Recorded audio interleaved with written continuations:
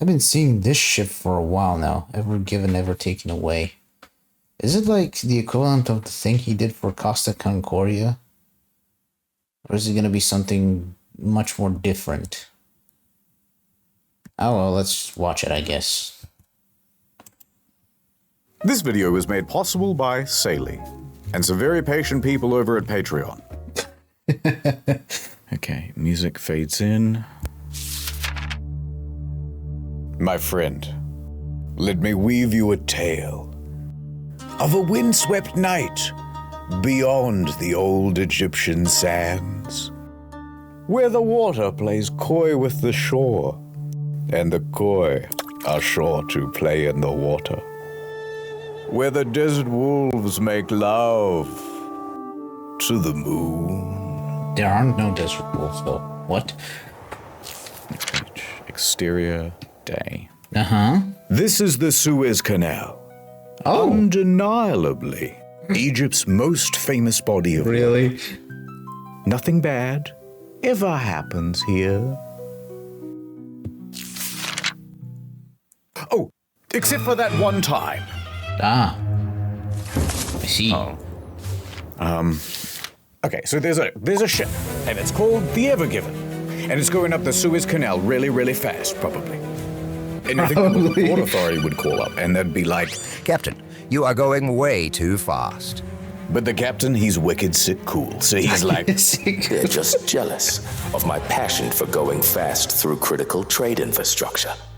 Increase speed. No way a If you boat will is not that slow down, fast, prepare my to guy. meet the full might of the Egyptian military. two of Egypt's Just fastest has- fighters scramble on the runway. But the captain What kept kind of plane are those? Faster! The people of Europe need these Chinese knockoffs of European goods. And they got all sorts of technology to go like top speed. Don't go faster, I beseech you. But everyone on the crew was loving it. Yeah, go faster. But then, Look out! Someone left a ramp in the middle of the canal. I ain't afraid of nothing. Oh, you it was damn at you this with the point puns. that the captain chose to do a wicked sick jump.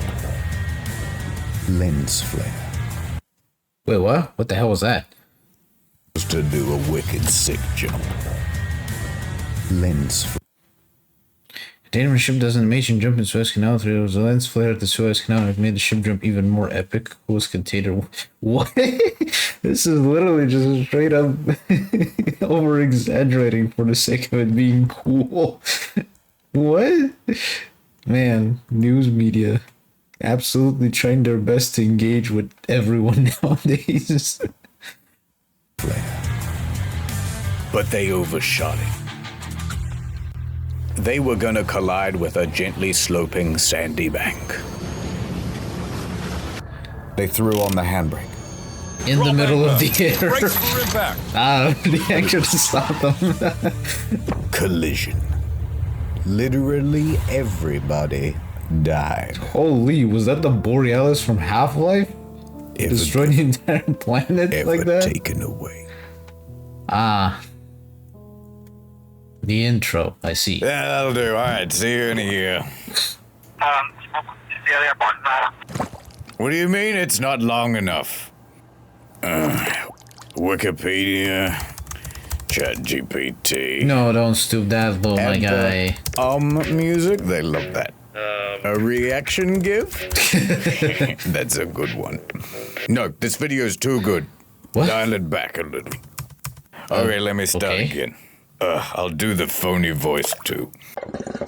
How did it not electrocute Better. him? Okay, so here's what really happened. Following is based on true events. However, most details come from secondary sources where some conversations were recorded, including DVD data of the ship. Almost none of the material has been made available to the public. So it took a few deliberations to fill in the gaps. All characterizations should be considered fictional, not reflective of the real people involved, and interpreted for storytelling and entertainment purposes only. Also, we play pretty fast and loose with certain details and the order of events. Be cool and please don't bother any of the people involved in the Suez incidents. We're just here to have a good time. Okay, so it's kind of based on the events, but exaggerated to fill in the gaps that were not bestowed upon them. That is still weird that they wouldn't release these types of details for the people. So you're willing to exaggerate for lens flares, but nothing about the people and the details involving said incident. Very, very suspicious. Shame on you. Not internet historian. Everything is great. This story begins in Malaysia. Of course, you already know, but that's this one over here.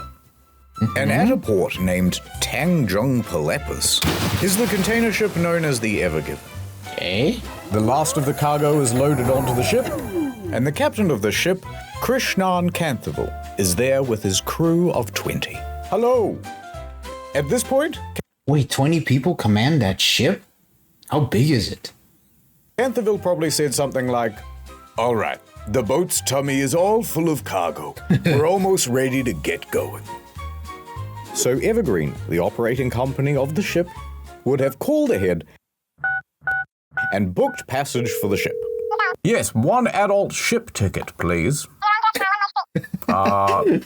Going to the cinema. How many containers? Hold on. 1, 2, 3, 4, 5, 6, 7, 8, 9, 10, 11, 12. Now, this guy at the operating company is on the line to the Suez Canal Authority. Wait, and so they they're an are in actual charge thing? of all of the operations of the Suez Canal. All right, thank you for choosing Suez Waterways. You are scheduled for March 23rd. You are 922nd in queue. All right, we've got a Damn. Supermax container coming through on March 23rd. I mean, that is like now. the biggest trade route in the world, right? The Ever Given, one of the largest container ships in the world. Over 400 meters long, 60 meters wide. Only 10% smaller than the world's largest aircraft carrier. Damn. Able to carry over 20,000 of these shipping containers. There's a guy 20,000? and a sandwich for scale. Nice scaling. All right, navigator, helmsman, Gene. Let's get going. We wouldn't want to hold up the other ships. With a teary goodbye, the Ever Given sets sail from Malaysia and makes course for the Netherlands. Let's go to the map. Malaysia, and you already know, but the Netherlands is over here. But not so simple. The You map just go is from not here over to- accurate. Ah, there we go. We're blocked by Africa, sir. Should we just head back? Don't worry, I know a shortcut. Head into that inlet. It's called the Red Sea. Captain, it's blue. Yeah, I know. a major lie, In a bit unfortunately. over a week, the Ever Given cruises all the way to the Red Sea. And on the way, someone on the crew points out Djibouti and says it aloud. Djibouti. Because it's fun to say. That is it's a kind of great funny time as a to be word. Cargo ship captain, I can tell you that much. Captain, we've got another problem on the sat-nav. There's more land in the way. How are we supposed to get through an obstacle like this? Should I just head back? Now, if this was No. 1868, Kanthaval would be in big trouble. But luckily, in 1869, someone happened to dig a big channel right from one side of this isthmus to the other, and filled it with water, they did, which meant that ships no longer needed to circumnavigate Africa. Dope. It's not nothing personal. It's a geographic thing. Late that evening, the Ever Given arrives at the Gulf of Suez, here on the map. It's a big open area for ships to park. And there are ships everywhere, sitting idle, waiting for their turn to pass through the canal. Okay. Now the helmsman is kind of driving around the area, looking for a place to park and drop anchor. Neat. But then, something captures his attention. What? Hey, what's that mysterious-looking ship over there? It looks abandoned. M.V. Ahmad. M.V. Do not speak its name, helmsman. Why not? Ah, look, there's a spot. That's a handicap. They parked the ship, drop Really, anchor, the and radio into the trafficking Suez joke? Canal Authority. Thank you for joining the queue. Okay, Typical wait time is a few hours, He's definitely up gonna to go back one to it. business day. No way, he doesn't go back to it after mentioning Why do we have it. to wait? Why can't we just go straight through? Because we've got rules here at the canal. A big book of them. no running, no dive bombing, and blah, blah, blah. Somewhere way down the back of the manual it says, all vessels entering or leaving the canal must have a pilot. And in fact, a ship as large as yours needs 2. These pilots are employees of the Canal Authority who understand the perils of the route. Kind of like a consultant to the captain. And they stand around going, yes, yes, go here, turn coming up here, watch out for the geese. So just stand by for a while, yep? Okay. Kind of like navigating them peacefully through the Guess I'll take a canal. little bit Makes of me sense. time. I'm off to my cabin, fellas. Don't do Some anything I assistance wouldn't would do. be needed. And so just after midnight, I suppose. Campbell heads back to his quarters to take a nap. Quite a cozy scene, wouldn't you say? But all is not well on the Ever Given tonight. Oh? Why There not? seems to be some trouble with the weather. 2:30 a.m. Canterville wakes up. Outside is the loud rattle of shipping containers sparring with the wind. Damn, that Loud has gotta enough be to capture Canterville's quite the attention. winds. Holy. He dashes up to the Raro. All right, what's the status on it being really, really windy outside? The wind is Aim up to for the 35 containers knots, to but the Ever shake. Given is fine, and the anchor is keeping us held. Jeez. All right, it sounds like I can head back to my quarters then. Wait, Captain. I think we need to move the ship. Yeah, those guys are getting closer and closer to us. We're surrounded by ships like the Al Nasriyah. Their anchors can't withstand the wind, and they are being dragged about. We need more buffer, or there's Holy. risk of a collision. Then move. Thinking. All right, duty engineer, prep the engines. Aye. The ship kicks to life. Aye. The helmsman steers the Ever Given to get further away from the other ships. Oof. This whole thing might be cancelled. Port control. Although this waiting area is delightful, the weather outside is very frightful. Is passage through the canal Rhyming, still really? happening? Not cancelled. Hold position. Your pilot is wrapping up and will be on his way to the vessel. Aphrodite on the background. They're making us wait.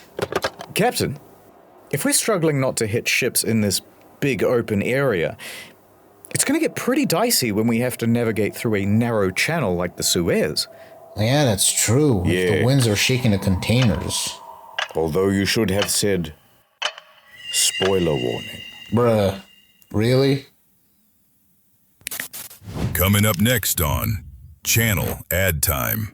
Welcome back to Gotta skip Raising it. Saley. I'm Saley Man, professional traveler and eSIM user, finding tourists to get them huge savings on an eSIM plan. It ain't for the faint of heart. But if there's one thing I've learned in all my years, when they're traveling, they need data. I can't get an Uber. I didn't sort out my data before I left. Got another one? Try this. First, we download the Saley app on your phone. Then we choose how much data we want and where. Then we add the code Internet Historian for 15% off. And don't forget the most important part. Mwah. I just gave your phone international data using the Saley app. Thank you, Saley Man. Very cool. So download the Saley app or scan the QR code on the screen now and use the code Internet Historian to get 15% off at checkout. It's so beautiful here in the hills of Switzerland. If only I could listen to podcasts in the background. Here comes Saley Man. Over 200 destinations, 24/7 live chat support, and no physical SIM or roaming fees because it's just an app. Could I have my phone back, please? At Saley, family comes first, and data comes second. Data comes first. They're both tied for first. Tonight on Raising Saley. Anyone can get sick. Dead ones. Sorry, I have a boyfriend ones. Or regular. I have a presentation in 15 minutes at the UN Security Council, and I didn't download the slides. Without this presentation, I'm worried they're going to nuke North Sentinel Island again. 15 minutes to go and he hasn't got the slides. I'll be the guy who started the next World War without those damn slides. 10 minutes to go and he hasn't got the slides. History will not look kindly on me without those slides. Here comes Saley. Now you have 10 gigabytes of data on your phone. Cheaper than most phone providers. I love you, Saley Man. Hush, little one. I saved it. The Saley app really saved me. This really was our darkest hour, but we prevailed. It's not an easy job, but Saley gets me through. So download the Saley app, scan the QR code on screen, and use Internet Historian as the code to get 15% off at checkout. Get some damn data on your phone, why not? Ad over. Some Let's time continue. has passed. We're back on the bridge. The ads are There's the awesome, but it's helmsman. kind of annoying. Captain's gone back to his quarters. Pilots won't be here for hours.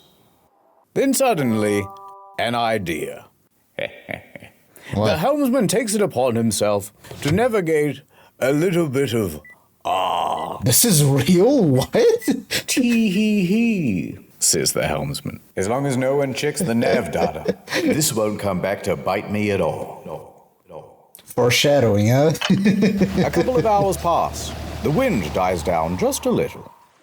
No ships Just a crashed little? into the Ever Given, but a small one did pull up beside it. The pilots? It's gotta be. Captain, pilots are here. Hey! Welcome aboard. Oh, hey, Captain. Yes, we're running late. Where's the helm? We don't know what the pilots' names are, so we're just going to go with Blue and Red. Okay, I think we should move ahead at about 14 Standard team kilometers. battle That's type right. Ahead. colors. 14 kilometers per hour. Okay. The Ever Given joins a convoy of ships taking position at the entrance to the canal. Convoy, check So it they're in. moving in a line. I Ready, see. ready. All right, everybody. We want to be alert. Stay focused. Yeah, Captain. I'll follow the other ships. I'll try not to get lost. Hold In a on, straight Holmes. line, yeah. And the audience. This is a much more perilous journey than you might know. What? Really? A big straight line?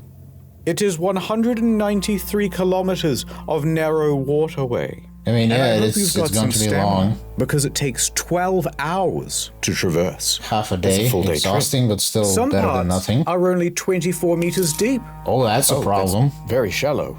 Yes, and only 200 meters wide in some parts. Sheesh. That's very narrow. I've seen McDonald's drive-thrus with more clearance. And you certainly wouldn't want to have an accident, would you? Because 12% of the entire world's sea freight passes through here. I mean, If you blocked it, the consequences would Not be that- humongous. No pressure, though. I mean, it's big, but I not see. exactly Don't mind him. He gives that catastrophic. speech to everybody. Ahead, 14 kilometers Still per better hour. to be informed Yes, about pilot. it as opposed to 14 kilometers. being in the Steady blind. on. So into the canal, the Ever Given went. As they cruise, the winds swirl back onto the sea. No longer buffered by miles of open water, the sand and dust can blow about with abandon. Oh, damn. No So that means visibility. this shit is Strong going to be winds jostle the ship.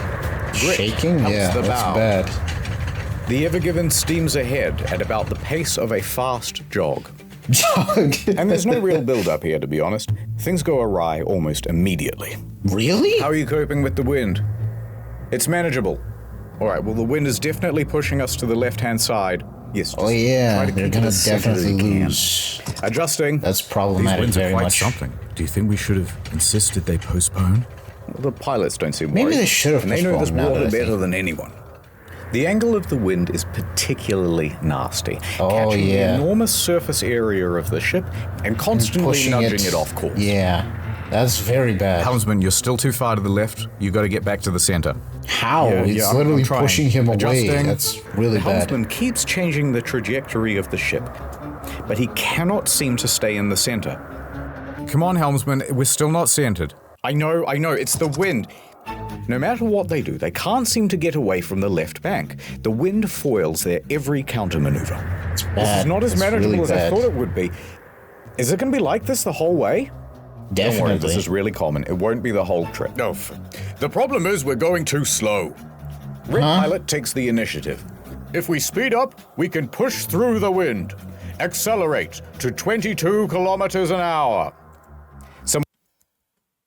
That's okay. If I've learned one thing from his Casa Concordia video, actually, it's right up here if you want to check it out, is that going fast is a problem. Honestly, now that I think about it, if it's so narrow and if we're using like cars as example, speeding up at this fast, if you have to move so narrowly, is going to be a catastrophic event. I've been on buses. Last time I checked, you don't speed up in like mountain areas when you're passing by buses, because chances are you're gonna fling off that cliff faster than a fucking rocket. Well, maybe not like a rocket, but still, you'll fling off the cliff instantaneously. So using that as an example, ship is definitely gonna get beached on one side if that's how they're gonna be going. I mean, the intro did actually explain it, so yeah. Things definitely gonna crash, huh? That's unfortunate. But whatever. Somewhat reluctantly, Let's see how it the happens. helmsman obliges. 22 kilometers per hour. Engines engage and the ship speeds up. Captain, going this fast in heavy winds is needlessly reckless. There are protocols for this sort of thing. All right, Gene, it's a bit windy. Relax. This must happen all the time. The Red Pilot was right. The increased speed helps them to fight through the wind and get away from the left-hand bank. I see. However, So they can't that seem was to a keep good the decision. ship in the very center. Helmsman, you're aimed too severely to the right-hand bank now. We need a bit of leadership here. Don't worry, I know what to do. Turn left. Adjusting. The pilot's giving steering instructions now. Captain, is he supposed to do that? Wait, Captain, Yeah, the pilot is not here to give Captain. steering orders. You should say something. buddy. The ship is Oh, now no. consistently snaking left and right Oh, and no. left and right. Turn to the right. So they Oh, turn so to they're the right. essentially But then they end up snaking. too far to the right. You're too close to the right bank now. Turn to the left. Yes, I agree. Turn to the left. Slow down, you dumbasses. This is all a bit tense, and we both know where this is going. It's gonna crash. Yep. Let's just enjoy it. Okay. Oh, wow. There it is. A gently sloping sandy bank. Red Pilot, we're just consultants. This isn't our job to steer the ship. You're micromanaging. Hey, We should look at only that. be giving general navigation advice. We're getting too close to the left bank. I can't keep it centered. We have to slow this ship down. If we slow down, the wind will push us into the bank. But it's What do better I to do? slow down. Reduce the speed. No, what? The two pilots begin bickering. And not just bickering normally. Seriously? They're bickering in Arabic. Arabickering. Campbell's crew doesn't speak Arabic. What the hell are they saying? I don't know. Neither do I. Does anyone here speak Arabic? The Ever Given has Beautiful reached its target beachside. speed of 22 kilometers an hour, but they're taking wider and wider turns and can't seem to get Sheesh. anywhere near the center of the lane. Yeah, that's gotta be super They're still stressful. fighting. Captain? Captain! Pilots! Captain! The Yeah, the Ever Given captain. then Dude, reaches take an initiative. extreme, unrecoverable angle, pointing acutely to the right. Straight for the Unrecoverable angle?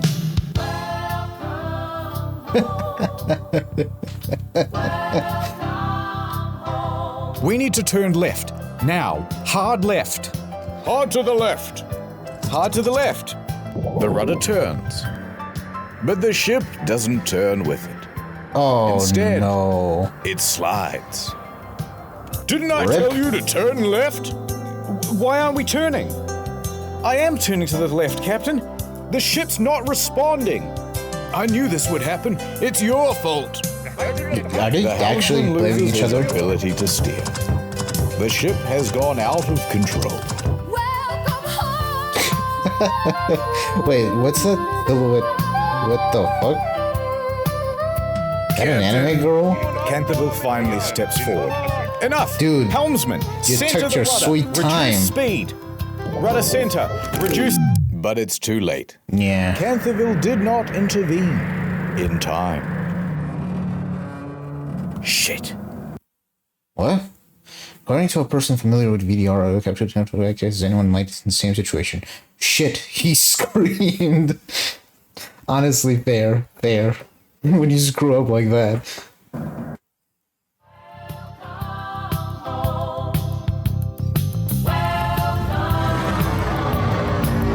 What? Oh, like Doom works. Crashing in. The crew can feel the vibration through the floor as the bow meets the bank. The floor? That is terrifying.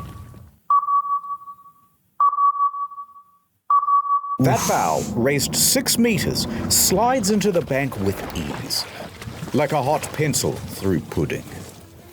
What an interesting example. Meanwhile, the rear of the ship is pulled into the opposite bank. Oh no. The bridge shakes and the crew lurches forward as 300,000 tons of momentum is reduced to 0 in the span of a couple of Oh seconds. yeah. Oh, did someone get hurt? We've run aground, cut your engines, Canterville yells out on the radio, because don't forget, these ships are running as a convoy, which means that the ships behind them have just seen what's happened, and they all have to slam on the brakes. Sheesh. A couple of ships back, the Asia Ruby 3 suffers an engine malfunction, and it cannot stop as quickly as it intends to, and nearly plows into the back of the Maersk Denver. They manage to stop themselves just in time and prevent running aground as well. Thank God. Pan back to the Ever Given. Let us look at it from above. It is diagonally wedged across the entire canal. Oof, An that is unplanned bad. bridge connecting 2 continents. A ship collision of such magnitude there's almost nothing to compare it to. Maybe Hindenburg? 9/11? I'll keep Google. No, hold off on the dramatic sound effects. There's no need to panic just yet. It's like a car tire stuck in the mud. We simply reverse. I highly Full doubt stern. that. It's not like That that. means full backwards. Full stern. Propellers okay. at the back of the ship whiz to little effect. I mean, yeah, you're Locked wedged in place both by the sides. sand. Oof, that We is didn't bad. move. Merely a run-up. Crash astern. Crash astern? That's the most dramatic version of full astern, ramping up to full thrust as quickly as possible. Gotta remember that. Nothing. Yeah, you, No, stop you it. No guys are sound stuck. effect just yet. We still have one more option. Start up the bow thrusters. They're the jets at the front of the ship. They give a little bit of extra oomph. Crash astern, full thrusters. Yeah, they're No jammed effect, in there. sir.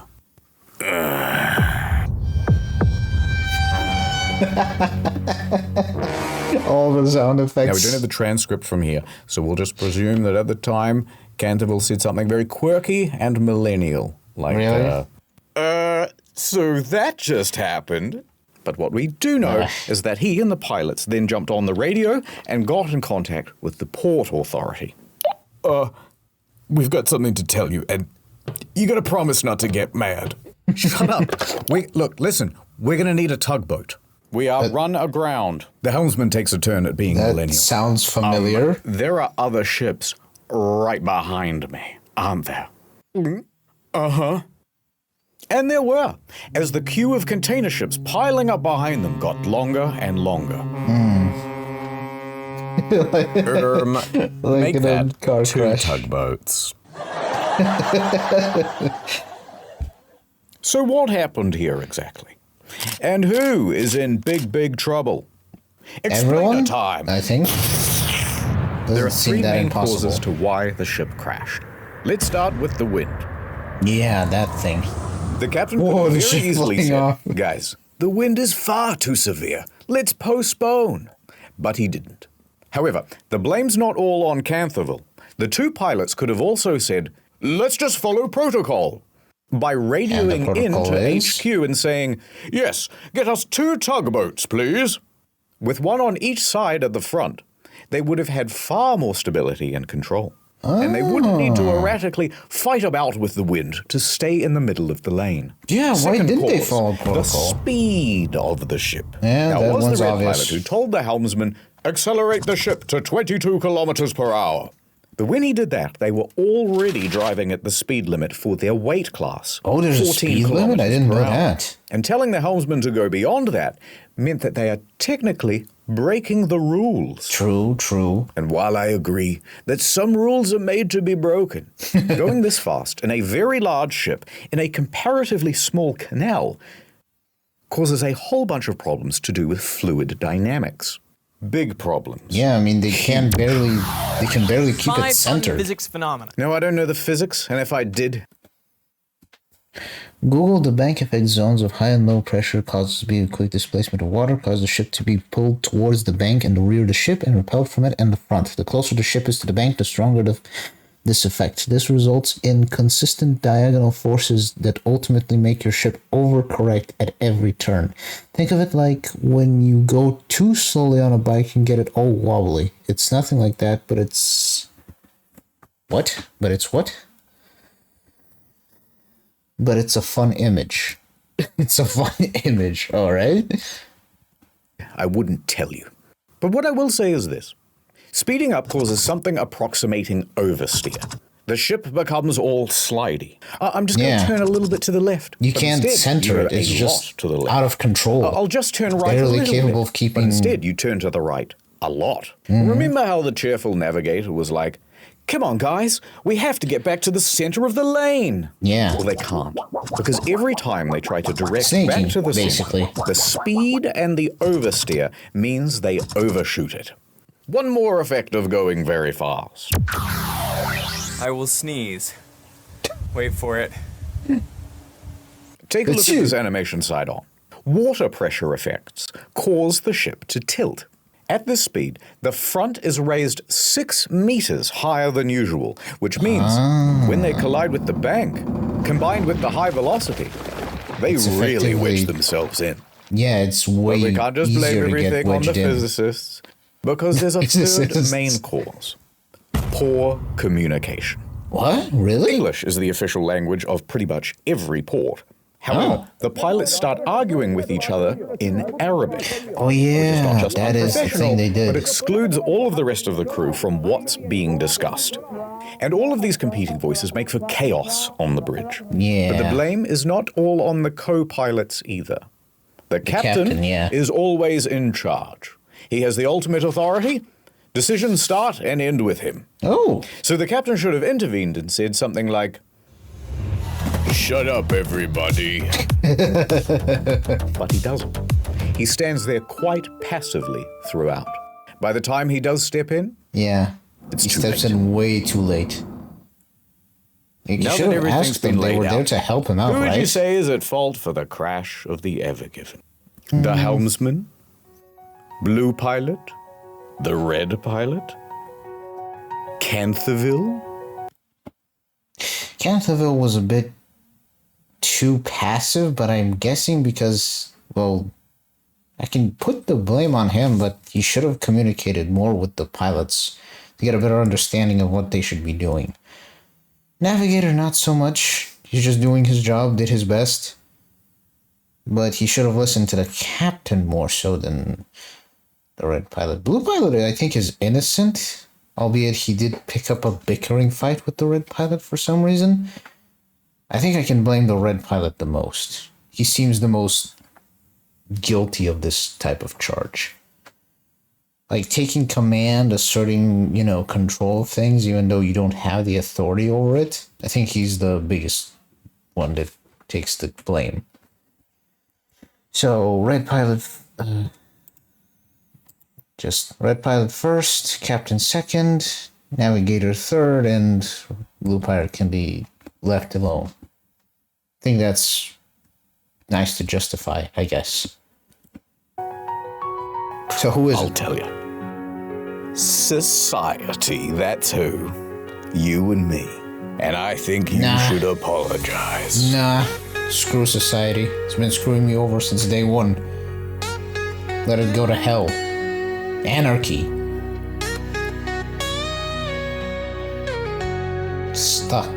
Day one. Alrighty. So we have something 3.5 times the size of the Titanic, choking the world's largest freighting canal like a greedy seagull throating a glue stick. Excuse me? Good start. And they didn't get That's very an far through interesting the canal visual. itself. About 5% of the progress bar. But if we scroll up for a second, we can see what landmarks they missed out on. Okay. The Great Bitter Lake. Named so because the water there is very Bitter and salty is being used interchangeably here. Obviously, before the canal was created, it was mainly salt salty instead basin, of fresh. dry salt basin. Then up a two-lane bit and over to Timsar Lake. Named so because Timsar is the Arabic word for crocodile, because there used to be crocodiles in there. Otherwise, it's pretty There are much no crocodiles zipped right nowadays. through to the Mediterranean. Kind of sad. That would have been very nice for them. Now we go back a bit Meanest to in the Timsar earth, Lake. was it? And here you'll find the city of Ismailia. And at its port, see this building? This is the Suez Canal Authority. Control Inside, tower. Captain El Said, head of navigational control, is just settling in for the day. Okay. As he sits down to his desk, Captain, you're gonna want to see this. The video feed pulls up. What? Line 1. We're stuck. We'd like to request a tugboat. Stuck? Stuck where? You know that single lane area pretty close to the entrance? There. Now, had this happened in one of the 2-lane sections, they could have kept the traffic flowing. But alas. Wait, why aren't there 2 section layers from beginning to end? Wouldn't that be better? Have ships go in and through one side and then have them in reverse? That'd be way faster, wouldn't it? Why on earth would you... That's a bit poor in design. So you have 2 lanes afterwards, but 1 lane in the beginning? That's kind of bad. Very bad, actually. What? Who designed that? Why not 2 lanes from the start? Whatever. What? So you're blocking all the traffic? Mr. Yep. Al Sayed, we already promised Pretty we wouldn't much. get mad. Fine. I've got to see how bad it is in person. Al Sayed snatches his keys off his desk and he races down to his car, rushing to the scene. He gets out and casts his eyes upon the ship. My God. Towering over him is a structure the width and breadth of the world's largest Walmart. Except it is also 15 stories tall. Oof. Pretty much taller than the buildings there. Raised 6 meters higher than normal, is jammed into one side. Like an unwitting finger in a Chinese finger trap that somebody filled with Gorilla Glue in its prom tomorrow. And the ass of the ship Okay. firmly squatting aground on the other side. And the middle of the ship making bended metal groans as it's barely suspended by only a few meters of water. Damn. Al Sayed lets the sand run through his fingers. Really? At this point, another important person arrives on the scene. Admiral Rabi. He is the Suez Canal Chairman and Authority managing chairman, director. the big boss of the whole canal. Okay. Here's the rough structure of the organization. He's all the way up here, right? Straight up all the way so to high up, Osama. it's directly to the Pharaoh of Egypt himself. Yep, President. that's one blocked canal. Yeah, why don't they call them pharaohs? That'd be kind of fun. No, Mr. President. As He opposed to didn't say presidents. blocked. Shut up. He said that canal rocked. He's giving it a 5-star review. Come on, follow me to the Lying. bridge. Al Gets you Sayed and Rabi to a lot board of the ship, places, apparently. and it's a hell of a scene. The crew is racing around. Oh God, they're gonna check the nav data. They're gonna see the dick pic. Oh God. Anthel's standing back taking a panicked phone call with the operating company. Okay, so 2 pilots walk into a ship, and the first one says, and the 2 pilots from before Set up for a still joke. bickering. Wait, what? After giving their account of the accident last week, the 2 SA pilots who'd been on the Ever Given's bridge prepared for disembark. As they did so, they continued to bicker. According to lawsuit evidence they disputed by the CA, you're telling me these guys continued bickering after they crashed? What? What incarnation? Okay, maybe Blue Pilot is a bit too hot-headed. Or maybe Red Pilot is hot-headed. What the hell? How do you even have the ability to continue arguing for that long? Like, they have started like in the day, but still, what? All right, you 2 are dismissed. Canterville. Oh God, this is the end of my career. This is gonna cost $1 billion. Al Sayed puts his hand kind of on Canterville's shoulder. something he Do not should worry, be my concerned friend. about. We shall solve this. Come on, Captain. What's the status? Well, the ship isn't floating. Yeah. No, what I mean is the situation is worse than you think. It's the way we're pitched up on the shore. The weight distribution is all wrong. We're like a raised bridge, but we don't have any of the support underneath. The middle of the ship could bend under its own weight and tear. Oh. So it could sink? Yeah. That would shut down the whole canal for months. Are we taking on water? No, I've had the engineers check the hull. We can't see water making ingress Smart man. anywhere. Yet. The best way to get free and the best way to prevent the ship from potentially sinking is to lighten the load. We need to get rid of at least, I don't know, like 20,000 tons. How quickly do you think your crew can offload containers? No. Look how high those boxes are stacked. To offload these containers is going to require specialist equipment. The kind you'd only find at a dedicated port. We're not going to be able to offload these containers out here in the middle of nowhere. All right, well, it's the easiest, most brute force solution you can think of. The ballast tanks. Yeah, go on. We've got nearly 10,000 tons of ballast water on board. We can dump that right now and relieve some pressure. Hey? Excellent idea. I'll get started. No, you can't do that. Why not? Well, why not? Allow me to explain. Jesus, you gained a lot of when pounds, ship my fills guy. its ballast tanks, it's filling with more than just water. It's a big, dilute, salty soup of algae, plant material, and even sometimes small fish. Pick that up in Malaysia, and then just dump that at the next port. You're introducing these stowaway pest species. organisms can naturally migrate over long periods. By hitching a ride via ballast water helps invasive species overcome natural barriers like currents, changes its temperature, salinity, etc. Okay, so Into it's the environment. bad for the environment. Some examples of these invasive species include the northern Pacific sea star. Larva gets into the ballast water rather than the whole starfish, but then it can grow and preserve nature fish eggs. Okay. The European green crab. Preys on native shellfish, artificially introduced in the US in the 1950s and causes all sorts of Ostry problems. That son of a Costly bitch. problems, I see. And cholera. Touch starter or microorganisms often found in raw sewage. Ugh. Gross. So you have to treat the water before you discharge it, usually through heat or chemicals. And the key there is that it also requires time and access to one of these treatment machines. And we're not at a port. It's going to take much longer than usual. I see. But let me get onto the line with the guys at Ismailia. We probably have a portable water treatment machine somewhere.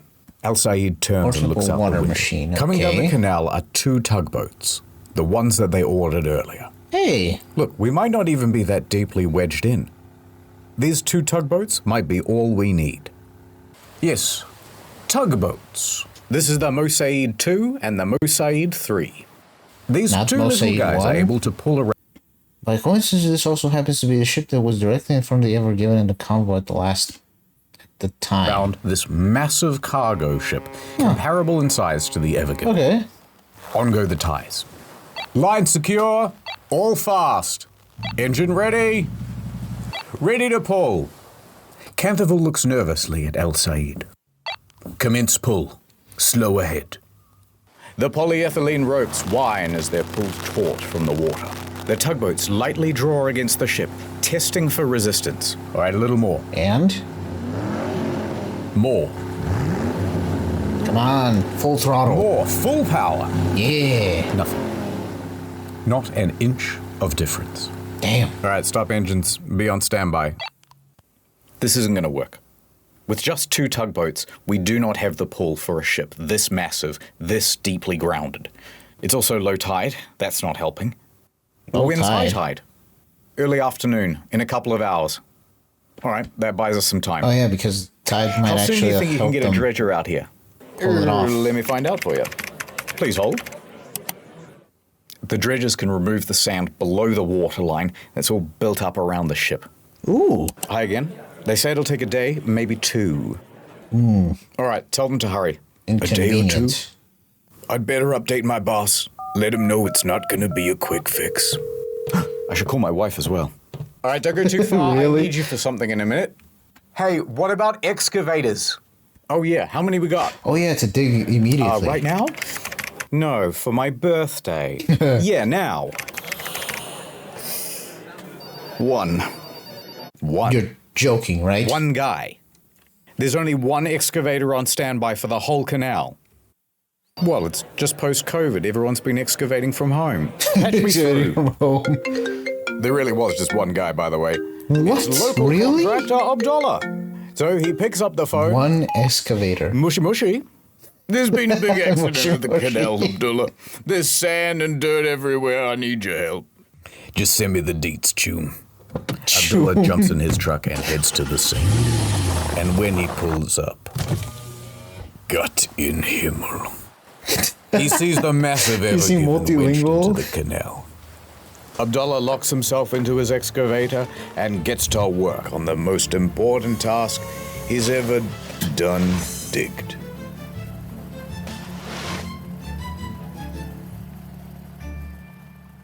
Oh wow.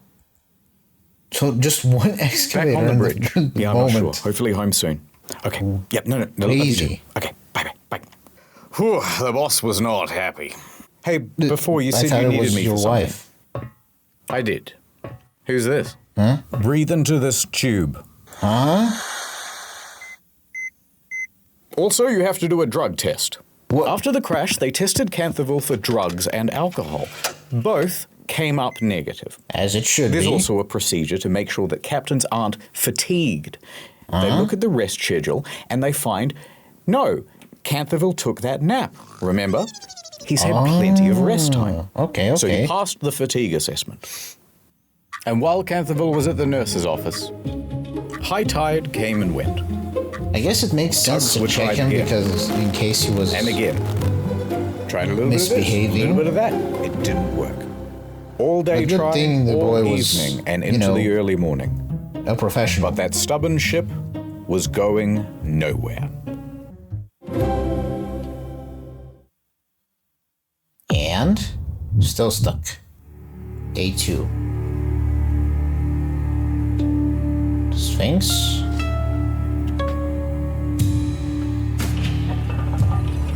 What is this Indiana Jones-esque escapade? Of course. The moon. What? Day 2. Explain. There's quite a queue of ships by this point, and they're all honking their horns impatiently. Hey, move your ass! I got Frozens in the back. Go around! Go around! No one knows Go quite what's around happening where? because the Suez Canal Authority has not made a formal statement. But their hand is about to be forced when an impatient sailor behind the Ever Given takes a photograph Oh, and snap. publishes it online. And this starts a Instagram. bit of a buzz on social media. 19,706 It was at this likes. very moment that the helmsman's most feared fear was most realized. Is Someone space pulled fear? up the navigational data. Within 24 hours, it was all over the news. So over at the Suez offices, No way. Mr. Rebbe, you have 300 voicemails. Telemarketers? Important clients and journalists. They're asking about whether the canal is blocked, aren't they? They're asking about whether the canal is blocked, yes. Guy knows his stuff. And the Suez Canal Authority could keep it a secret no longer. Damn, that's a Held lot of a mics. press conference. Okay. This is crazy. Let's say, hypothetically, they didn't give many details, but it was a very inspirational press conference. The news begins reporting on the story. It's blocked. Cargo ship blocking the Suez Canal. A huge container ship. There's just the most incredible drama playing out in the Suez Canal. A massive container ship longer than the Eiffel Tower. It's one of the world's most important shipping lanes. And breaking news from the Nana Very cool lady, please be News nice. Channel. I'm Nana. Mega ship's big ass is stuck in the Suez Canal. Right. Point is, this story exploded everywhere. There was a lot of sympathy to go around. I appear to have blocked global trade. And the internet, upon seeing it, went, these guys need some help. We would love to volunteer. Yeah. You can't just make up pointless decisions. Okay, Eiffel Tower. Oh, wow. Actually, the ship is way longer than the Eiffel Tower. 330 meters is the height of the Eiffel Tower, and this thing is 400 meters in length. Damn. Okay, never mind. It is pretty big. Point taken. Point proven.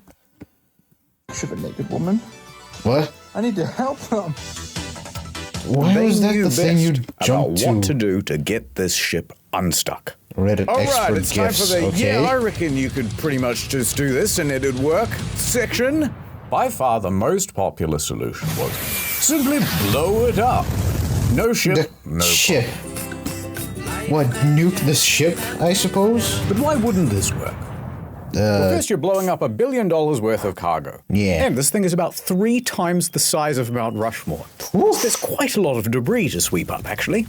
And you still Yeah. haven't solved the problem of moving the thing out of the fucking canal. If anything, Next it's gonna make idea. more what problems. What if we attach 1,000 helicopters and simply fly the thing out? You could even take it all the way to its destination in the Netherlands. Yeah. Let's Well, the hear problem is it. this thing weighs about 300,000 tons. Sheesh. So even if you had a really powerful helicopter, you're going to need like 25,000 of them. And you can't put them all together in one area or they'll all crash. It ain't going to work. So cost chaotic and unpredictable airflow would reduce to generate flow. I mean, it's obviously pretty stupid, but I like the fact that he's acknowledging the stupidity. En route to help. Hey, maybe pull up a bit. Next. All right, more seriously, why don't we take a whole bunch of old jet engines? What? Weld them to the sides of the ship. What? Turn them all on at once and... No. Just no. The day is saved. No. However, there is a risk of an explosion. And then you'd have a hole in the ship. And then the ship sinks. And then you're really never moving it. Mm-hmm. Hear me out. Liquid nitrogen. A lot of liquid nitrogen right under the boat. No. Water freezes, expands, No. the ship lifts up. Bob's your uncle. You love it. Except now, the ship is just stuck in ice. Yeah, and then it what? melts, and then you're back to the exact same position. Also, you need like $1 billion worth of nitrogen. There's no way to get that much material, let alone handle the scale of that material. Also, everyone's going to freeze to death on board, and the ballast they can will expand evacuate. in the tanks, and that'll destroy the ship.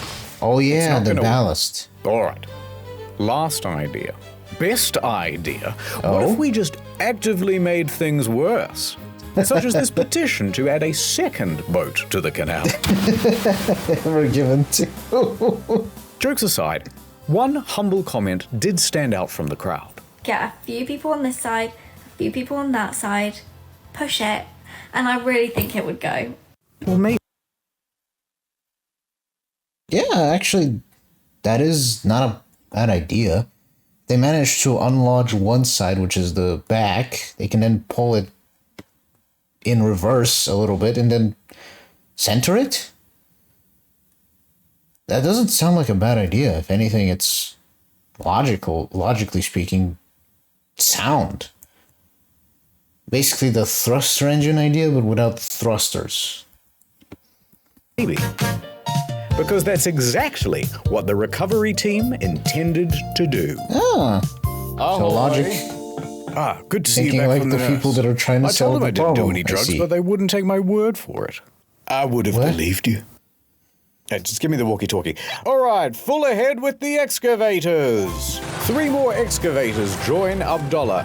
And they are all busily digging out the front and rear of the ship. It's still going too slow. What else we got? More rescue stuff. So here comes Rabbi pulling up to the scene. Good news, fellas. And he's standing atop a very powerful bit of kit. A big, beautiful dredger. To be Oh, yeah, the specific, thing. a cutter suction dredge. Essentially, you've got a big rotating cutting tool that loosens up all the soil, while a big suction pipe sends it yonder. All right, do the dredgy. Full speed. What else we got? We got more tugboats incoming. More and more tugboats join the fray. Damn. A total of 8, arranged around the ship like this. Okay, Notably, okay. the Baraka 1 and the Izzat Adel. These are 2 of the most powerful tugboats in the Middle East, and that includes the non-deserty parts. Damn. Full ahead with those. They keep trying. A cacophony of engines playing the highest stakes game of tug of war ever attempted. Tens of millions of dollars being lost every hour until it was won. Tens of millions? And their opponent? Unbothered, moisturized, taking up the whole lane. Unbudgeable. All right, we're calling it for now. Oh, El Sayed, we've thrown everything we can at the ship, and it won't concede an inch. It's hopeless, hopeless. The cynicism of youth. I've worked for many years on the Suez. There's magic in the water, Canterville. What? Magic. We will succeed. Your words are empty, El Sayed. Optimism has blinded you, El Sayed. Also illogical. We cannot defeat the canal. It is simply too powerful. It's not If I were the guys super at boss, my Castle guy. I'd Chill. just forget about the Ever-Given and buy a new ship. Well, we can't afford a new ship. Yeah, The can owners they of the do that? Ever-Given, Shoei Kaisen Kaisha Limited, are getting very worried. I need that ship back, and I can't just leave it to the Suez Canal Authority to do it. There's only one team daring and foolhardy enough to take on a job like this. Kaisen calls up an elite salvaging company from the Netherlands. Smit Salvage. We need your help. I got your number from you know who. Smit is the industry's best. They have response centers all over the globe, 24/7, ready to respond to marine emergencies. Okay. And funnily enough, they're the same team that helped with the rescue of the Costa Concordia back in 2012. Oh. Suit up, boys. They put the ocean in Ocean's 11, the tide in Tide Pod, and sometimes they pee in the water. Why not? The fish do it. Yeah, why not? We're en route to the canal. ETA in the next 24 hours. Bit too dramatic. What?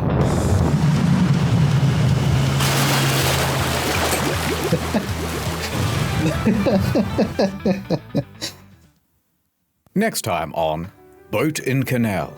The prophecy. It's coming true. What? Huh? Kiss me, you fool. I'm beginning to think you don't want to get the boat free. What the? Well, is it the Yanny wire or the Laurel wire? Laurel. I couldn't hear you. You're breaking up. There's only one way this was ever gonna go. Game was rigged from the start.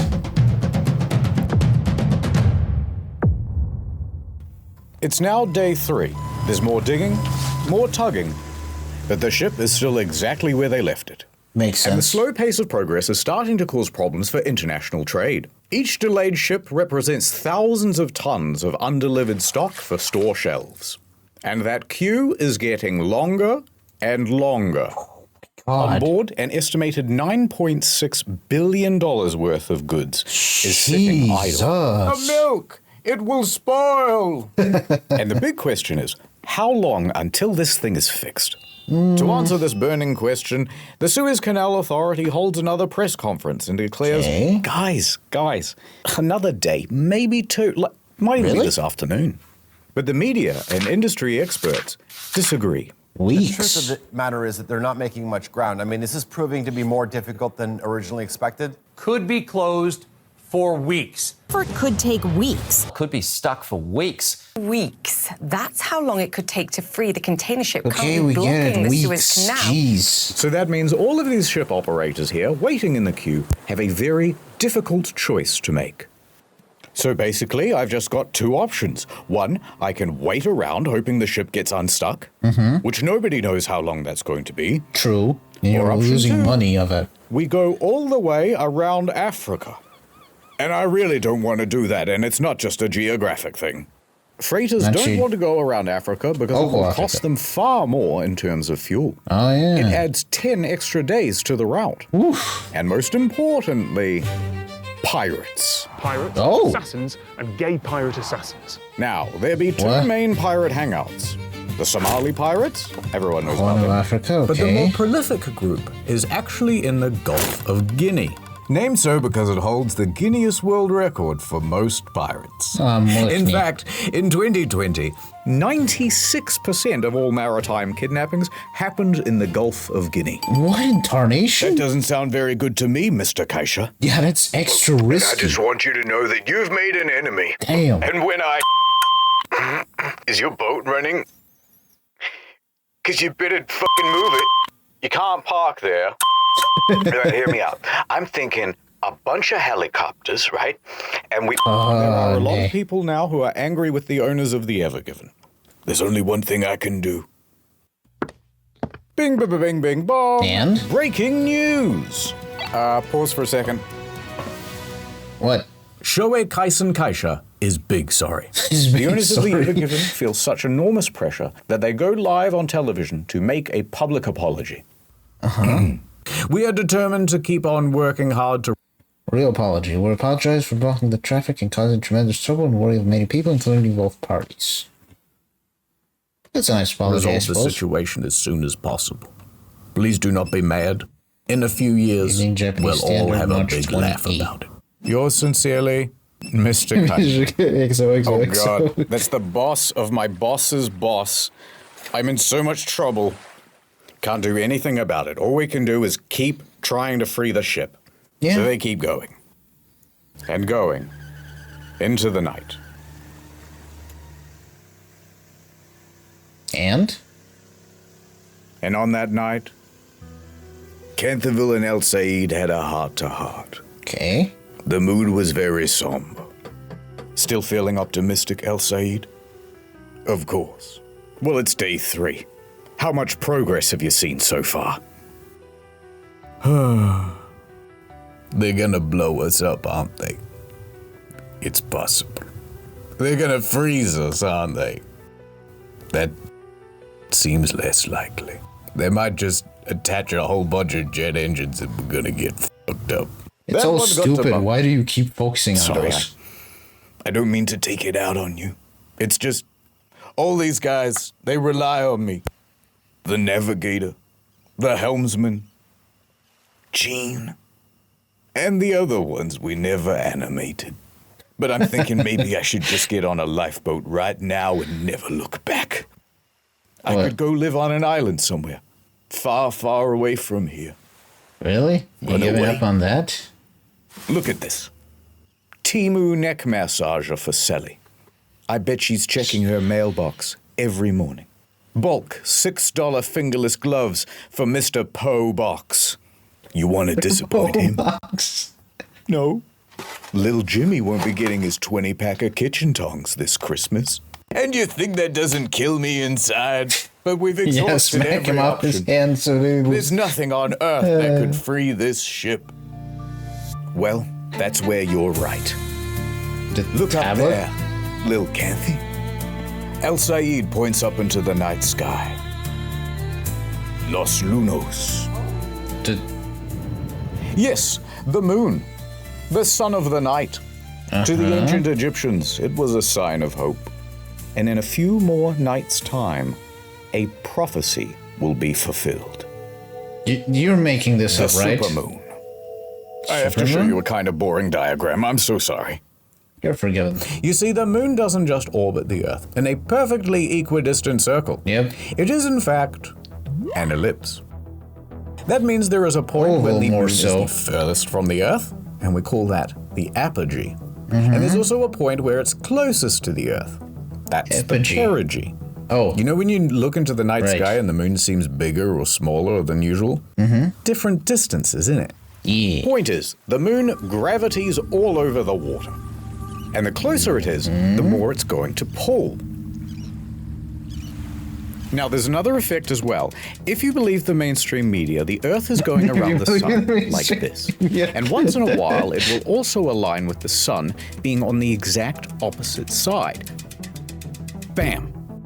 At this point, when everything lines up like so, both the sun and the moon are at max strength pulling on the sea.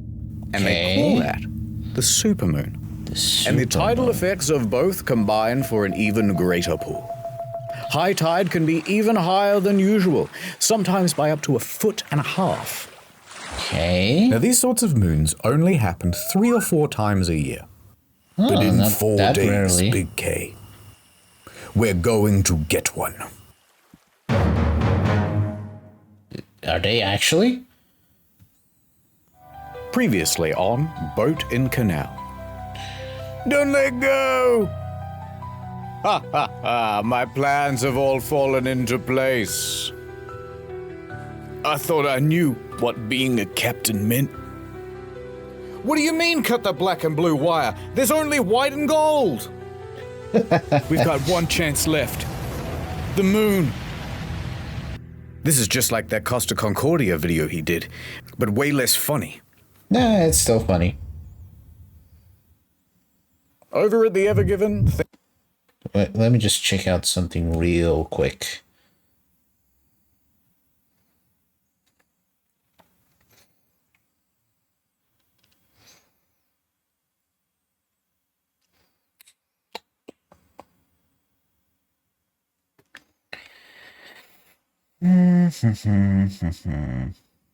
Okay. Something from Telescope Live. Telescope Live.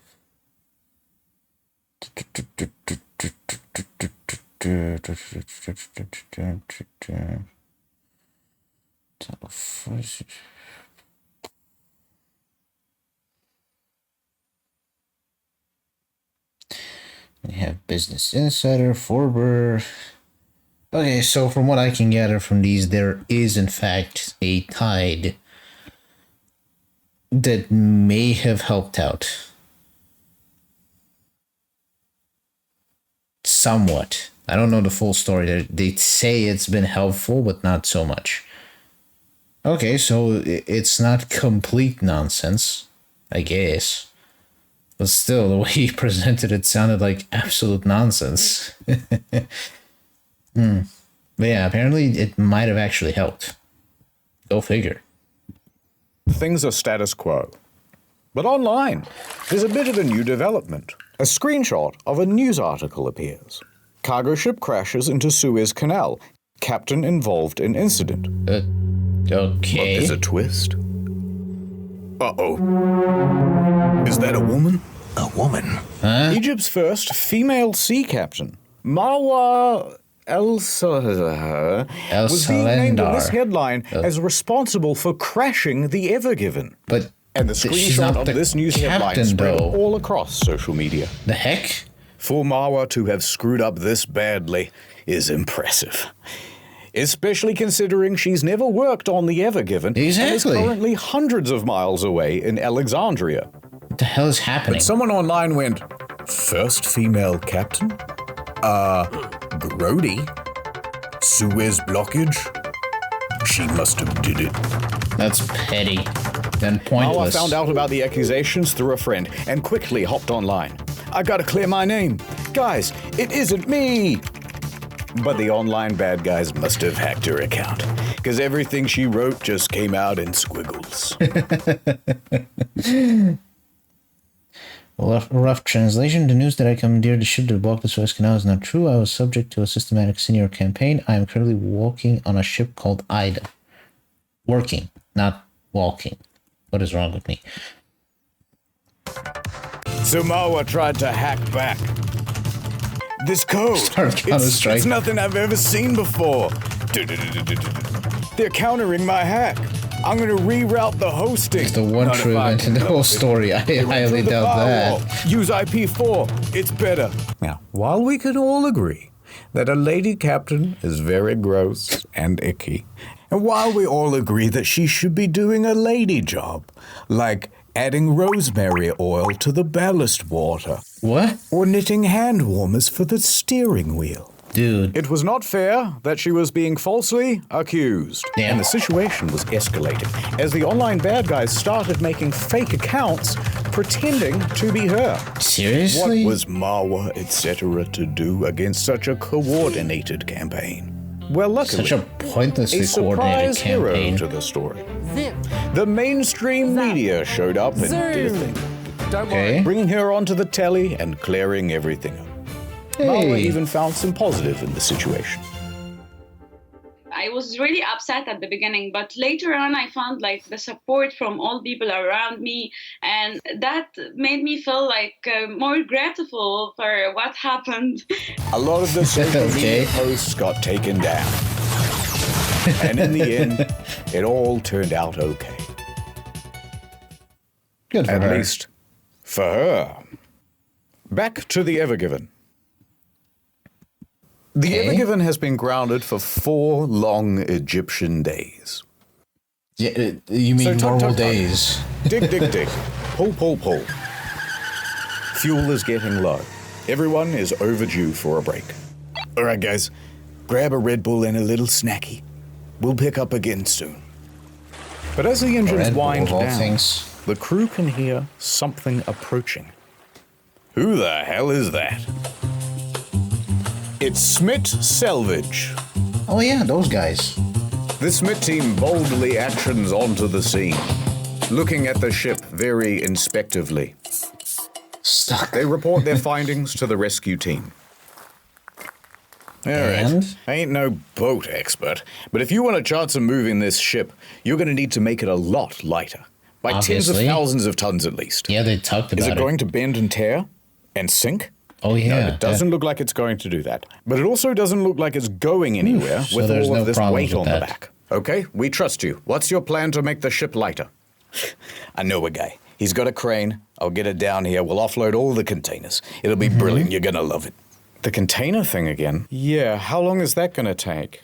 Well, to get them down here and to get all the equipment assembled, we're going to need at least a few weeks. Weeks? Yeah, so Yeah, what they and to said get all on the the news. containers off the ship, that might take several months. Months? Months? Damn. He didn't say months. That's way He said, much more months. than expected. Those Shaolin guys, they're very strong. Everything's going according to plan. Okay. A furious rabbi marches in. Do you have any idea how much these last few days have cost Egypt already? We've had to sell parts of the Sphinx. Look, the nose is gone. It's looking all messed up. We turned the whole country into an e-commerce site. It used to just be called Gypt. Now it's online. Egypt. Remember Tutankhamun? Now it's Tutankhamun. Get it? It's a pun. Get it? Let's move on. This is the Smith guy standing in for the audience. Thank you. This is by far the best option. Yeah, it's slow and laborious, but it's a guaranteed fix. Or you can carry on doing what you're doing now. You're on what, day 4? How's progress so far? El Sayed wouldn't hear it. We will continue with the dredging and the tugging. The supermoon will be here soon, and that will save us. You are foolish, El Sayed. The legend of the supermoon is just a legend. All right, we're on the same team here. If you insist on keeping the cargo aboard and just tugging, we've got resources to help. Smith calls in 2 additional tugboats. And not just big ones. Pretty much the biggest ones you can get. So Smith and the recovery team have figured out a sort of plan A and plan B. Okay. Plan A is to pull the Ever Given free by the supermoon, which is only 2 days away. Now, if that doesn't work, they'll have to go to plan B, which is to offload by crane most of these containers, and that will take months. Yeah, they said that. It's gonna be a long time. Everyone is mad. Watching on impatiently, tapping their feet and looking at their watches very aggressively, is now a queue of 400 vessels waiting to use the canal. Jesus Fresh Christ. fruit, thousands of tons, losing its freshness. Oh yeah, that's... Medicine, losing its potency.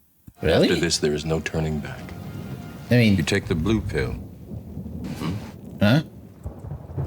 You take the red. Not to mention livestock. More than a dozen ships have live animals on board. Mostly sheep and cattle, lightly sizzling under an Egyptian sun. Holy crap, I had no idea The that was Egyptian a thing government they has did. had to dispatch vets to board these ships to tend to the animals' welfare. I am a surgeon! A few days ago, when I was a younger man, freight from Asia only cost $8,000 a container. Okay. Now it's $12,000. And the impact is being felt by a lot of larger companies. Renault, for example, ran out of some critical components and had to halt assembly at a couple of its plants. Oh, damn. Adidas, Nike, IKEA, all saw shortages. Some of our clients are out of their top-selling SKUs already. And as tankers queue, oil prices are rising. Let my people go! Through the little waterway, please. And meanwhile, all across the day, the tugs are trying again and again. Move a little more sand, wait for the next high tide, try again. And as this marches on with the same futility as day 1, banking on the supermoon looks like a costlier and costlier gamble. Yeesh. All right, enough of this. Set about 100 ships, opting instead to go the long route around Africa, accepting the longer traffic time and piratey risk. Yeah. Oh yeah, the pirates. I completely forgot about that too. Hope they're all right. Not the pirates, the people. The red crab and... The supermoon. It's tonight. There's a renewed energy as people scuttle around the area, doing everything they can to prep the ship for the big event. The excavator crew, over the course of the week, has expanded to a team of 11. Working double, sometimes triple shifts with only 3 hours a day for sleep. That is Together crazy. with the 2 dredgers, they have moved 30,000 cubic meters of sand and soil. Holy For shit, comparison, that is... this is 1 cubic meter. Yeah. And this is 30,000 cubic meters. That's a lot of and here's what sand. it looks like next to the Ever Given. That's a lot of sand. Damn. Subway sandwich for scale. And it's borne If some only it results. was that size. Overnight, they managed to free the rudder from the left bank. Oh! And that's a big deal, because this rudder was acting as a bit of an anchor in the sand. Yeah, now they're a bit more free. The stern bobs around with the motion of the water. Great stuff. Fantastic. Meanwhile, the crew is doing everything it can to lighten the weight of the ship. Using balloons. That includes making a second plea for the ballast water to be ejected. Oh, Wait, please, didn't the they do that Smith guys already? already tinkled in there. We just can't do it. It would destroy the ecosystem of Egypt. Please, please, please, please, please, please, please, please, please, please, please, please, please, please, please, please, please, please, please, please. So they haven't emptied the All ballasts? right. Biodiversity. Let 1,000 algae bloom. Nice work. That'll make the ship 9,000 tons lighter, Kenthy.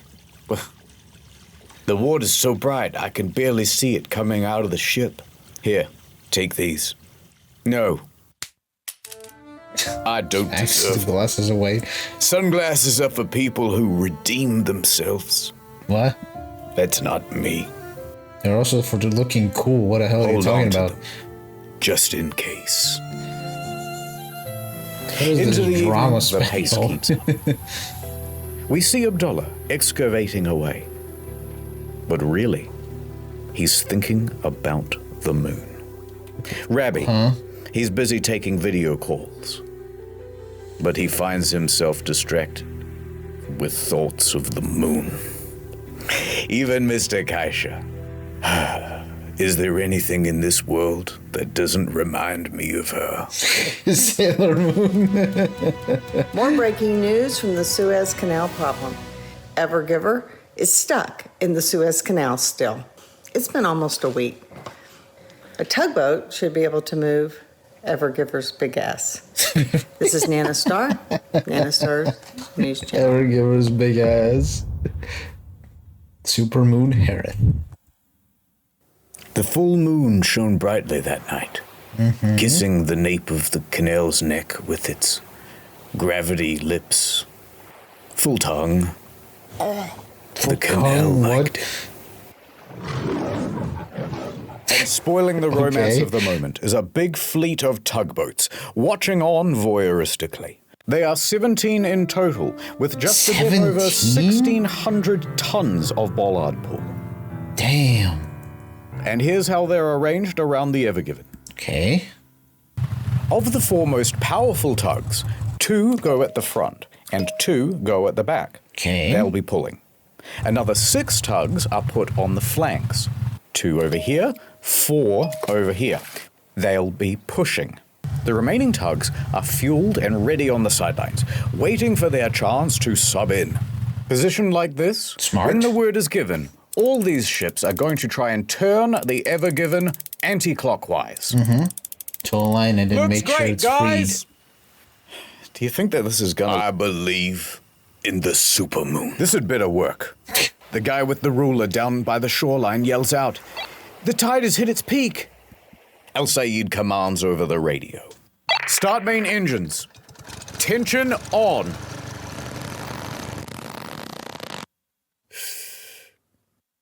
Full ahead.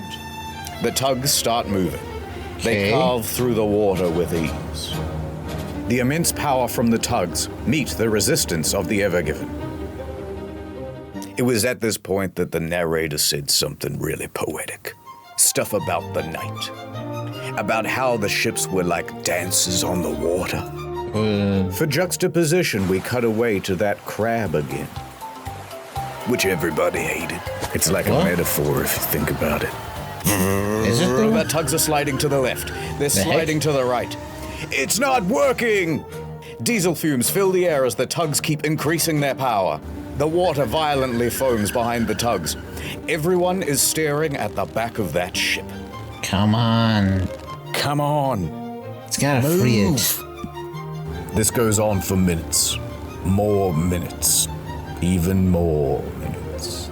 An hour.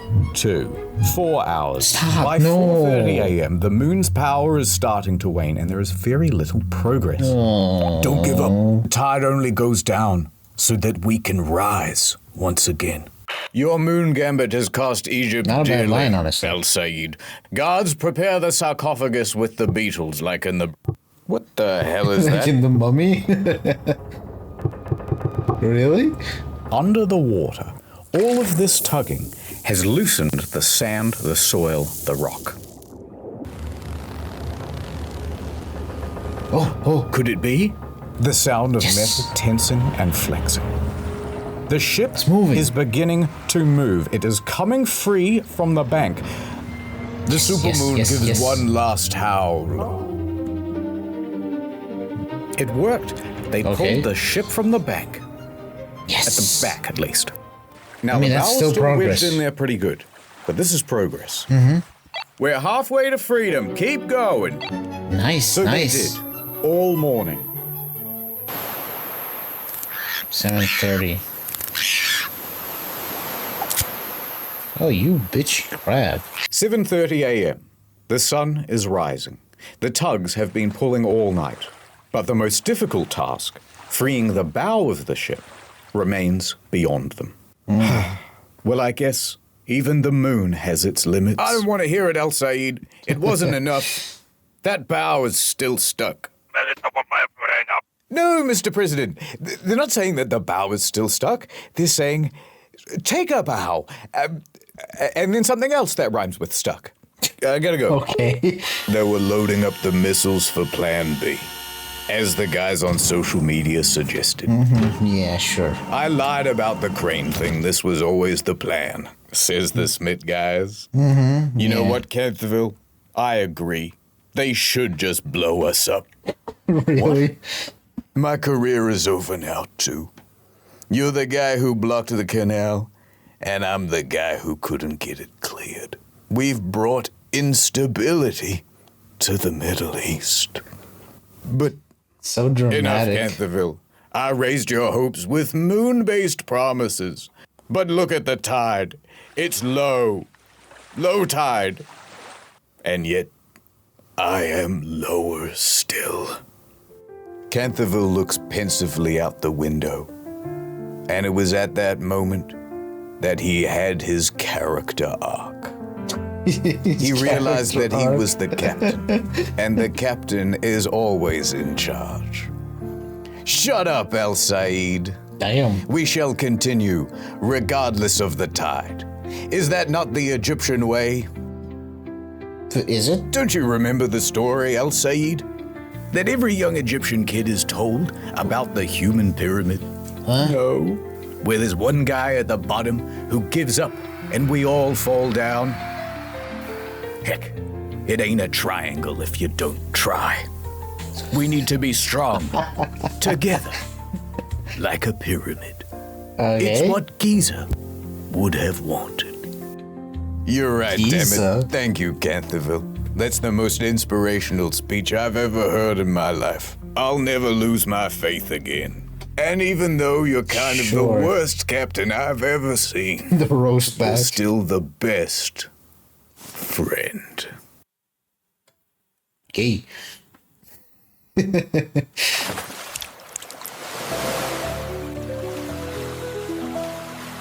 So they pressed on all morning, enthusiastically and vigorously tugging away, beating off the fatigue, but to no progress. Okay, everyone, take a break. Copy. We'll have lunch and pick up again in a couple of hours. Then suddenly, one of the Smith guys comes busting into the room. I've got an idea. Everybody turns and looks at the Smith guy. All right, well, sorry about the boring diagram, but take a look at this. Remember how we emptied the ballast tanks before? Yeah, of course.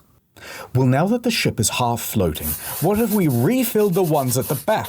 On this part of the diagram, where the ship is almost to lift floating. it upwards. That way it will sink lower here and allow the bow to sit up even higher on the back. that's smart. Canterville gives El Said a knowing nod.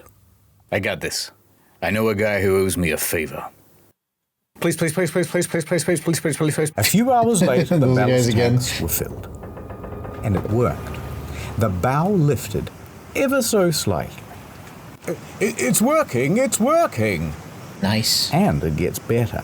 It's now 2 p.m., and that means high tide. Okay. Guys, I've got another technical issue. All right, what is it? It's easier if What I is show it you with now? a drone. Actual drone. Hold on, let me try again. All right, you can see the ship is lodged at the front. The guys are pulling, but it ain't budging. However, a lot of force is building up here. And what if it were to break free? The sudden release could propel the ship straight across the water with a hell of a lot of momentum. Oh. It could span the entire canal and land on the opposite bank, only to run aground again. Damn. Worse still, it could pin these small tugs in its wake. Oof. No, not the sandwich. That's a waste. To solve this problem, they did a bit of the safety briefing, and they got some rope. More rope? 4 ropes, actually. Tying the bow of the ship to somewhere on the land. The lines look great, guys. Would that work? With the contingency in place, the tugs start up again. And about an hour later, at 3:05 p.m., movement. The bow began to shift. Yes. Okay, that's definitely moving. This is it. It's working. Hell The yeah. ship made a big Finally. noise as it accelerated from the bank. That's actually And at first, very accurate excitement noise. and relief. The bow was coming free. Yay. But uh-oh. Remember that concern about the overswing? Well, it's happening. Is that Okay, the actually only an source issue? we found for this part of the story was Bloomberg, but they said that it happened and we wanted to build it. So this recreation is how we imagine it went.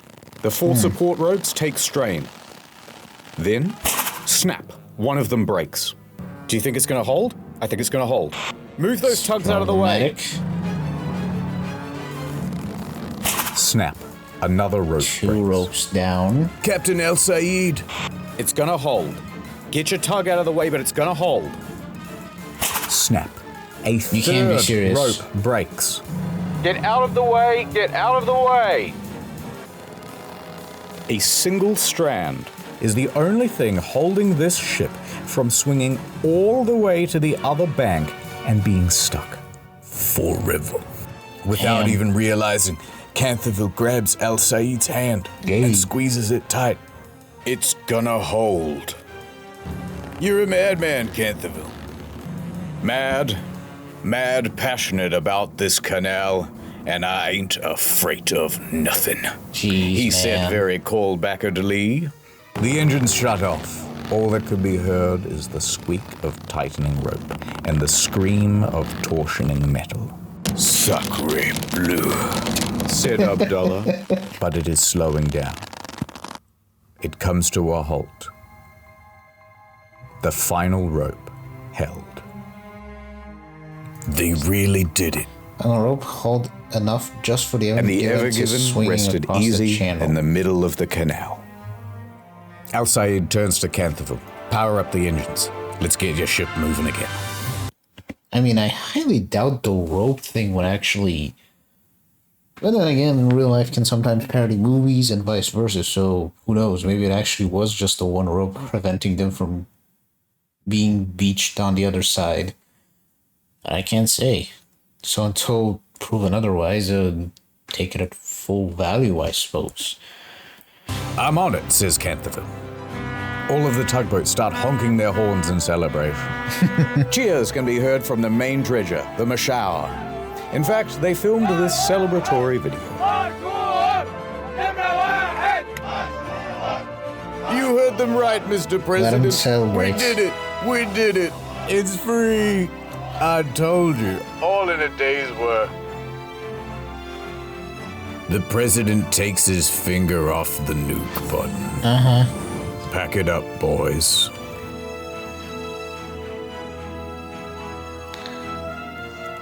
Even waving flags and everything. I can't believe it. All that digging really must have made a difference. Oh. Good. Everybody hated that crab. We did it, Gene. We did it. Gene? Where are you? Captain, who are you talking to? Gene! Captain, there's no Gene on board. Wait a minute. What? No. You can't be serious. It's impossible. Gene, wait! Thank you. I'll always remember you. Canthaville. So he was a hallucination? Talk about And a so twist. the canal was clear once again, and chop chop. You still got work to do. By 8 p.m., the workday had not finished for the Suez Canal Authority. There's still a backlog of 400 ships waiting to go through the canal. So About Radley time. stands in front of microphones and says, "The canal will be operating around the clock until the queue is cleared. And within a Yeah, few it's days, gotta be like it a returns large to line. normal." Just a few days? It was a big Crazy. accomplishment. Many industry experts thought it would take several months to free the Ever Given. But the crisis was resolved within a mere week. Prepare the Which is sarcophagus crazy. for the doubters. It actually is from the President Mummy. came out and said, "Good job, everybody. You know what? Pizza lunch." Pizza And the lunch. Suez Canal Authority held a ceremony in honor of the workers who helped to free the ship. And they also made this monument, which you can see on Google Maps. Hey. Free, but it's conditions apply. But the story What? doesn't end here. A quick note on the helmsman's penis. Now you, me, and everyone in the press saw that VDR data. Fragwürdigen Penismanöver genutzt. But despite how realistic and to scale it was not deliberate. Yes, sheer coincidence. Really? If you watch the VDR data, he really is just dodging the ships, and that's the shape that the path took. So he didn't get in any trouble. Really? The end. Wait, he was gonna get into trouble for that? Oh, all right. I suppose He was one more dodging smaller ships, though. detail. Now that the Ever Given is free, what's going to happen to it? And what's going to happen to the crew? Probably. Well, the Ever Given some was tax tugged or over some to shit? Great Bitter Lake, where they determined that the ship was seaworthy and not in any urgent need of repair. Oh, okay. But it's also going to be impounded. Wait, impounded? Oh, no. Hey, there's, like, police boats outside. Why? What did you do? This ship and its crew is now subject to the indefinite detention by the authority of the Egyptian government. Until you pay us, the Ever Given may not leave, says the Suez Canal Authority. Wait, so they're actually taxing them? Yes, we will be holding on to the Ever Given. It's our view that there was no wrongdoing on the part of the Suez Canal Authority or its two pilots, and it was all the crew of the Ever Given. So their ship will be held until the parent company agrees to rightfully pay us for all of the costs incurred. That's bullshit. Ruh-roh. That's Now, here's really where things bullshit. get very complicated, and there is a lot of legal mumbo-jumbo. The pilots The crux is this. were The Suez definitely Canal guilty. Authority You says, dumbasses. "Dear Ever Given You owners, bastards. you owe us $900 million. What and the Shoei hell? Kisen Kaisha says, "No way. How many yen is that? No way." So by April 13th, some of the crew was allowed to leave, but a lot of them have to stay. And there's a certain nervousness in the air.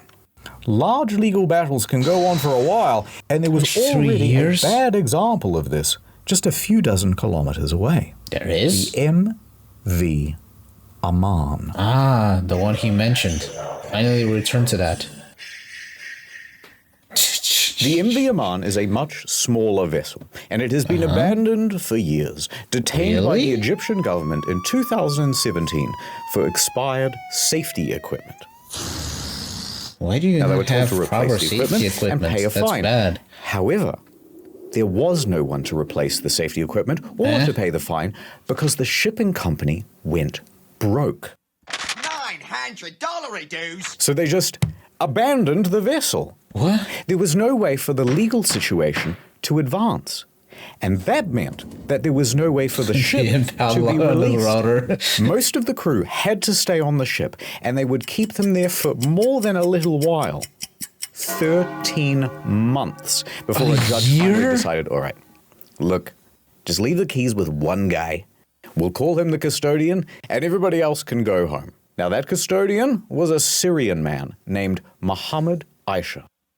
Okay. Look, he's holding the keys. He's holding the keys. You have to stay on the ship now. What? Everybody else got to leave. The fuck do you mean? But he had to stay. On top of the 13 months he'd already been there, he spent the next 3 years aboard the ship. Quickly, the ship ran out of fuel, which meant it ran out of power. which meant it ran out of running water. No refrigeration either. Food ran out. Every few days, Mr. Aisha would be allowed to swim onto the shore to get Swim to shore? water, charge his phone, but he was only permitted for about 2 hours until they would tell him to scoot. No, that's some grade A bullshit. That is absolute bullshit. That is monstrous. How the hell do you put some guy in the middle of a ship and keep him there for 4 years? 4 years in the middle of a ship, like what in tarnation? That is inhumane. That's like a straight up prison sentence.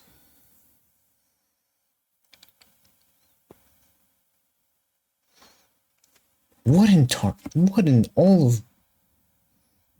all of Davy Jones's underworld sea locker hentai is this nonsense?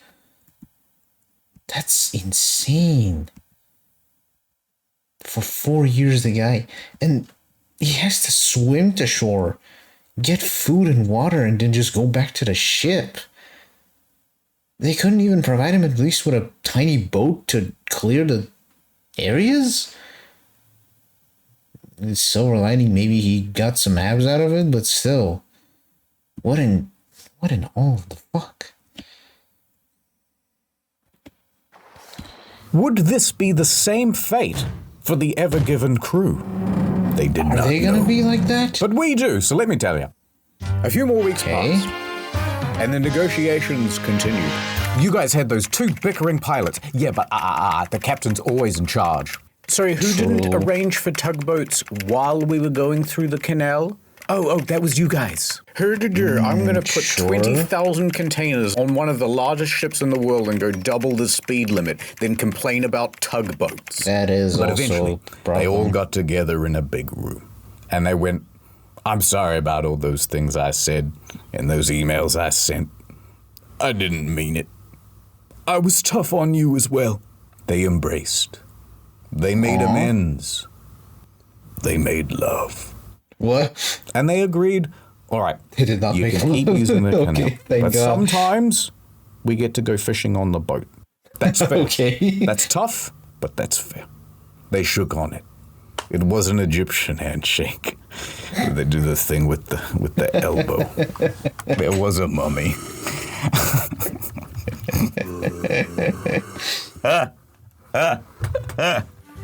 This story sucks. By September, the crew was allowed to return home. They only got MV Amand a little bit. That's still And that cruel. guy on the MV Amand, he got to go home too. Yay! Why not? Get out of here, you scamp. I mean, that's monstrous. The Ever He Given should have made its been let go a delivery long to time ago. Rotterdam. They did it! All the cargo is here. Although, it wouldn't hurt to check. 1, 2, 3, 4, 5, 6, 7, 8, 9, 10. Canterville continued his career in shipping. It wasn't the end. Maybe just one more for the road. It's a great time to be a cargo ship captain. I can tell you that much. Al Said returned the Lunexicon back to the Sphinx. Lunexicon. Thank you, old friend. Even he's barely keeping And the it together. Ever Given had some minor repairs done to the bow. Oh, over shit. in Qingdao Port in China. And then she was ready to set sail again. Okay, not bad. The Ever Given was released back into the wild. It sailed into the sunset. Ever since then, global trade has improved. Prices have gone down. Yeah, sure. The economy flourished once again. I highly doubt that. Food returned to the supermarkets. That one can be more Mothers reasonable. Clutched their babes. Their babes. A litter of puppies. Aw. And peace was finally restored Really? to the Middle East. Putting on a nose on the Sphinx. Forever. The end. Thanks again to Saily, the easy way to get data on your phone when you're overseas. And 15% off? Now that's a good deal. Damn.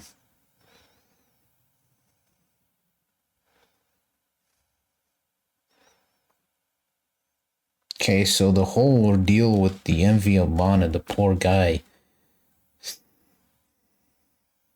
Like, Muhammad Aisha, was it? Jesus, man, that is monstrous for someone to be there. Genuine prison sentence. Talk about cool. And bogus.